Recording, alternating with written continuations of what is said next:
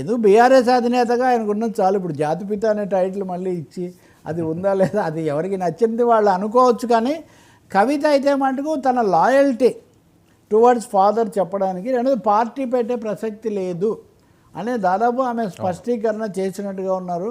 బహుశా 3 రోజుల పాటు మీడియా కొంత పని కల్పించడానికే ఇదంతా టీ కప్పులో తుఫాన్లాగా ముగిసిపోయినట్టు కనిపిస్తుంది.